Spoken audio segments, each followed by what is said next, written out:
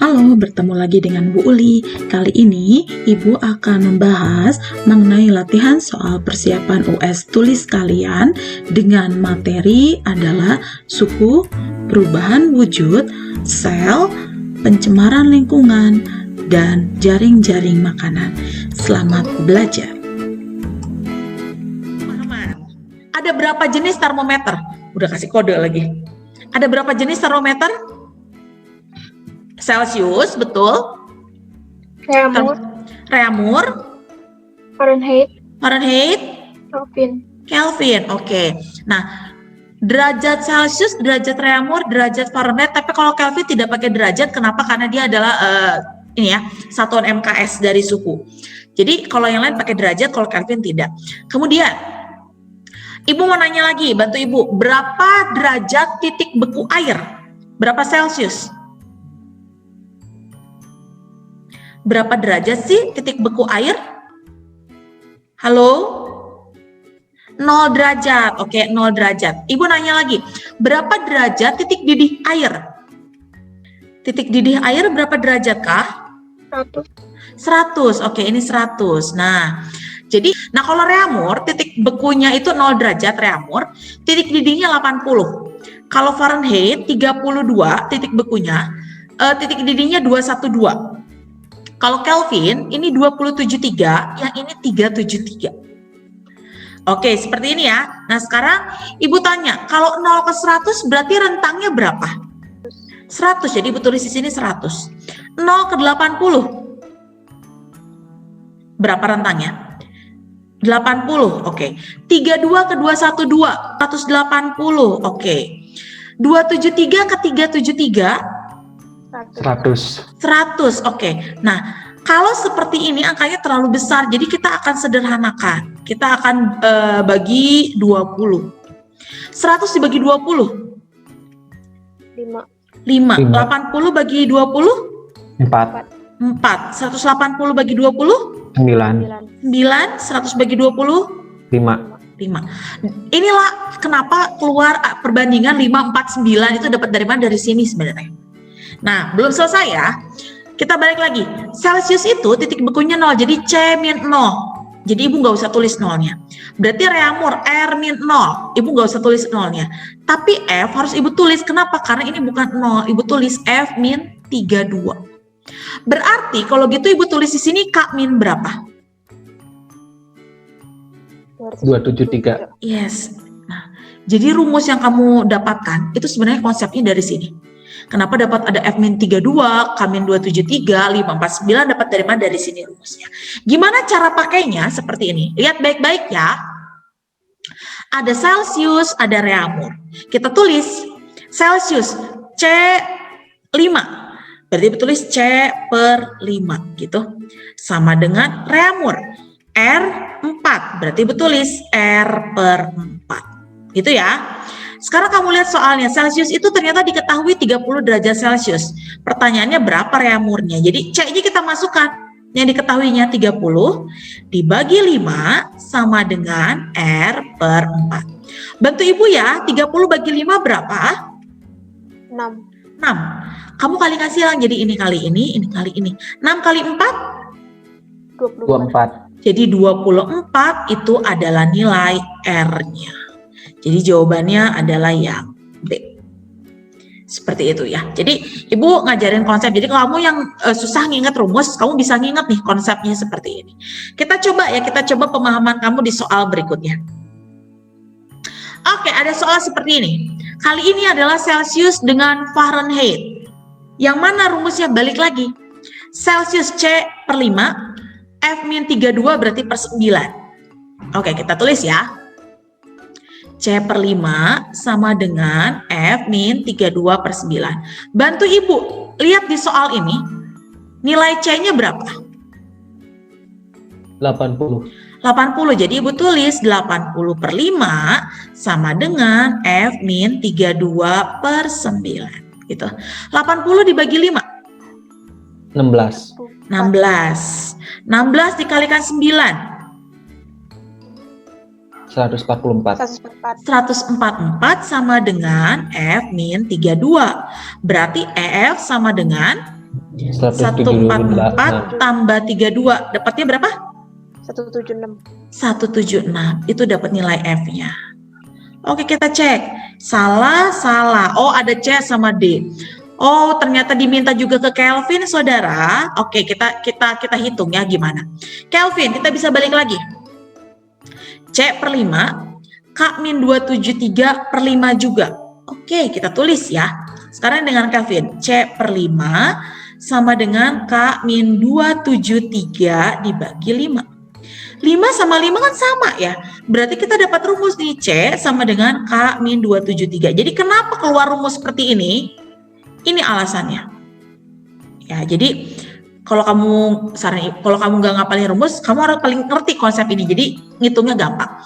Kita masukkan C-nya 80 sama dengan K-273. Berarti nilai K sama dengan 80 tambah 273, jadi dapatnya adalah 353. Yes, 353 Kelvin. Itu adalah K-nya. Cek jawabannya. Gitu. Ini akan keluar tentang perubahan wujud zat. Bantu ibu ya. Yang kursor merah ini apa? Padat, cair, gas? Padat. Jadi ibu tulis ini. Oke, padat. Yang ini? Cair. Yang di bawahnya berarti gas. Kalian tahu dari mana yang ini padat? Paling rapat. Ya, ikatannya rapat ya. Jadi kalau cair dia agak renggang, kalau gas dia sangat renggang. Nah, sekarang bantu ibu menuliskan apa yang terjadi nomor 1 sampai nomor 6. Padat menjadi cair, apa namanya? Mencair. Yuk bantu ibu ya. Nomor 2 apa? Cair ke padat. Membeku. Oke, nomor 3 apa? Gas ke cair. Mengembun. Mengembun. Nomor 4, cair ke gas. Menguap. Betul. Nomor 5, gas ke padat. Menyublim. Kalau padat ke gas? Menyublim. Ulangi, nomor 5, gas ke padat. Mengkristal. Mengkristal. Baru kalau padat ke gas dia menyublim. Oke, sekarang tapi bukan itu soalnya. Yang ditanya adalah perubahan wujud zat mana yang memerlukan kalor. Kita pakai logika aja. Kalau misalkan memerlukan, saya perlu, artinya harus ada yang masuk kan? Karena kita perlu berarti harus ada yang masuk. Efeknya kalau di suhu berarti harus ada yang masuk. Maka suhunya dia akan menjadi naik. Kita pakai logikanya gitu. Jadi kalau perlukan berarti harus ada yang masuk. Berarti apa yang kita miliki jumlahnya naik, maka suhunya juga naik. Kira-kira nomor 1 sama nomor 2, mencair, membeku, mana yang kira-kira suhunya naik? 1. Mencair. Mengembun sama menguap, mana yang suhunya lebih naik? Yang lebih panas? 4. Menguap. Oke, stop di sini. 1. Kalau kamu nanti udah milih 1 mencair, sebenarnya kamu udah jangan lagi pilih C sama D. Udah nggak mungkin. Terus kamu lihat nomor 4, 1, 4, otomatis jawabannya langsung B. Nomor 6 nggak usah kamu isi, pasti udah benar. Gitu. Jadi kita akan belajar untuk mengurangi pilihan-pilihan jawaban. Jadi kalaupun kamu jawab, jangan asal gitu ya. Kamu harus ada dikurangi jawabannya. Kira-kira yang betul yang mana, yang salah yang mana. Oke, dari sini ya, kita coba nih. Ada soal, kira-kira jawabannya yang mana? Melepaskan kalor. Kalau melepaskan kalor, suhunya naik atau turun? Turun. Silakan cari 1 sampai 5 yang suhunya turun. D jawabannya betul. D. Kenapa suhunya turun? Udah jelas disimpan di lemari es, turun suhunya. Gas kapur barus mengkristal susah, tapi ada tulisan ketika diberi es batu. Berarti suhunya turun. 1, 2, oke 1, 2, oke kalau enggak A, D. Tinggal lihat 3 sama 5, 3. Es batu diletakkan di meja mencair, pastikan ini mah butuh panas ya, berarti 3 nggak mungkin. Ya udah jelas-jelas nomor 5 jawabannya. Pada pagi hari terdapat embun. Kalau pagi-pagi kan suhunya turun ya, maka itu jawabannya. Jadi kita akan belajar untuk mendegradasi jawaban-jawaban sehingga kamu nanti dapat jawabannya yang benar. Kita next ya. Nah ini dia. Tanpa ibu jelaskan, kamu nanti akan dapat tentang sel. Ya, jadi apa yang akan keluar, kamu akan mendapatkan soal mengenai organel sel dan selnya. Kira-kira ini jawabannya apa? Ini masih mudah. Mengatur kegiatan. Tuh. Yes. Mungkin nggak sih ibu akan ganti soalnya jadi option yang A, B, C? Mungkin kan? Nah, jadi gimana caranya kita harus bahas? Ini dia. Jadi ibu jelaskan, ibu tidak akan menulis supaya lebih cepat ya. Jadi ini ada namanya inti sel nih, yang warna merah ini nih. Coba kursor ibu ada, oke ini inti sel. Inti sel tadi mengatur kegiatan sel. Inti sel punya anak inti namanya nukleolus. Nah ya, oke lanjut. Yang namanya sel hewan, dia ada yang ngebungkus. Ngebungkusnya namanya membran sel. Namanya ngebungkus berarti dia untuk melindungi ya. Nah tadi ada yang adel ya kalau nggak salah ngomong sitoplasma. Ini sitoplasma itu yang warnanya orange ini. Ini cairan sel. Jadi yang membuat sel tetap ada isinya ini sitoplasma. Nah tadi ada S. S itu namanya sentriol yang tadi. Ini untuk pembelahan sel. Ini yang nanti akan kita pelajari kenapa jadi profase, metafase, anafase, telofase di kelas 9 di pewarisan sifat. Ini asal mulanya dia yang akan membantu pembelahan sel. Lalu ini ada lisosom. Lisosom ini untuk enzim pencernaan. Jadi kalau misalkan ada yang harus dicerna di sel, dicernanya ini dibantu oleh lisosom. Nah, di dekat lisosom biasanya ada yang namanya badan Golgi. Dia jadi kayak tumpukan-tumpukan piring kayak gini nih. Nah, dari badan Golgi inilah yang nanti akan menghasilkan lisosom. Jadi posisi mereka selalu harus dekat. Nah, ini dia. Kayak roti apa sosis ya ini ya. Yang kayak roti dan sosis, ini namanya mitokondria. Untuk respirasi sel, ingat lagi ya pelajaran kelas 7 ya. Respirasi sel ini adalah untuk menghasilkan energi. Jadi kenapa kita punya energi di tubuh kita? Karena ada respirasi sel oleh mitokondria nih.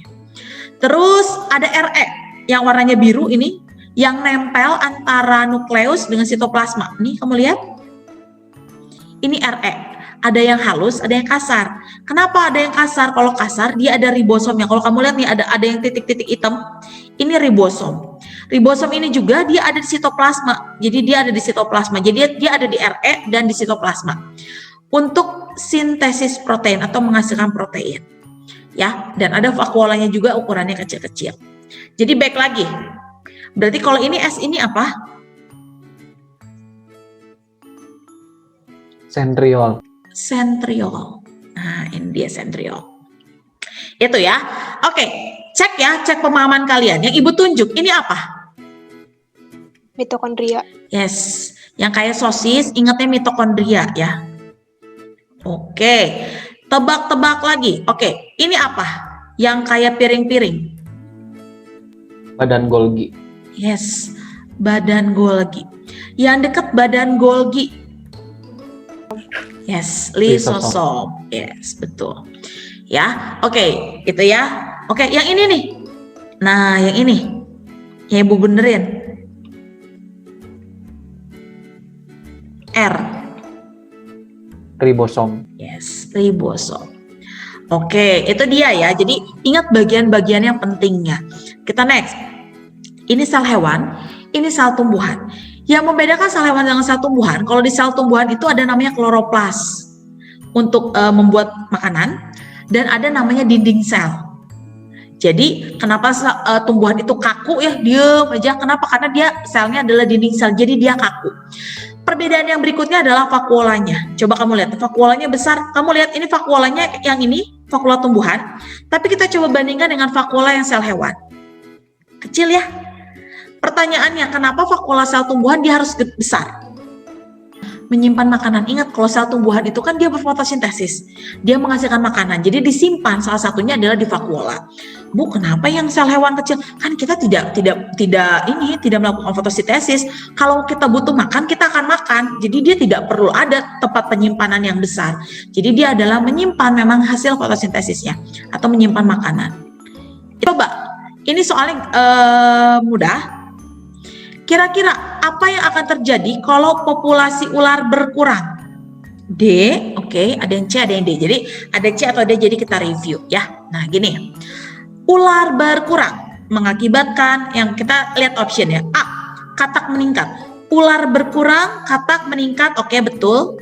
Burung Burung meningkat, coba. Ular berkurang, kita runut ya. Ular berkurang berarti katak meningkat. Katak meningkat berarti kupu-kupu menurun meningkat? Menurun. Menurun. Kalau kupu-kupu menurun, burung? Menurun. Menurun, berarti ini salah ya. Salah. B, capung dan serigala meningkat. Capung, kita lihat. Kalau ular menurun berarti katak meningkat. Kalau katak meningkat, capung? Menurun. Menurun karena dimakan, berarti ini salah. Oke, tikus meningkat, ular menurun, tikus meningkat, ya betul. Kaitkannya dengan belalang. Belalang, oke. Ular menurun, katak meningkat menurun. Ularnya menurun, berarti katak meningkat atau menurun? Meningkat. Meningkat. Meningkat, katak meningkat karena ularnya menurun. Jadi gak banyak yang makan katak. Ini ya kataknya berarti meningkat. Kalau katak meningkat, bagaimana dengan belalang? Menurun, Bu. Menurun. Ini dia jawabannya C. Jadi soal ini akan keluar jaring-jaring makanan dan kamu diminta nanti adalah menguraikan kira-kira bagaimana hubungannya. Tipsnya, kalau kamu nanti dikasih soal seperti ini jaring-jaring makanan, tolong kamu cari jawaban yang paling tepat itu biasanya adalah yang jaraknya dekat. Jadi kalau misalkan kamu nanti ngejawab soal nih ya, A, B, C, D, misalkan ada 2 jawaban. Bu, ini bisa dua-duanya. Kamu harus memilih jawaban yang paling benar dengan mencari yang jaraknya paling dekat. Contoh, kalau ini lagi kita bahas ular, berarti jawablah dengan jarak yang berhubungan langsung dengan ular. Cari yang jawabannya adalah elang, yang langsungnya ada hubungannya elang, katak, tikus. Itu adalah jawaban yang paling benar. Jadi cari yang jaraknya paling dekat atau langsung berhubungan. Itu tips menjawab yang jawaban paling benar ya. Ini adalah tipe soal terakhir dari kelas 7. Kira-kira kalau ada soal seperti ini jawabannya apa? Ini pasti keluar. Dan ini soalnya nggak akan susah. Kamu harusnya bisa. D. D, betul. Perlu dibahas yang kayak gini? D ya, betul. Jadi mengelola limbah industri sebelum dibuang sungai. Apa yang seperti ini? Anggaplah kalau kamu dapat seperti ini, kamu harus yakinkan bahwa soal ini harus benar. Kenapa? Karena ini bukan soal yang sulit, ya soal pencemaran lingkungan. Demikian pembahasan awal dari latihan soal US tulis. Silakan kalian menyimak kembali video tentang materi berikutnya. Terima kasih.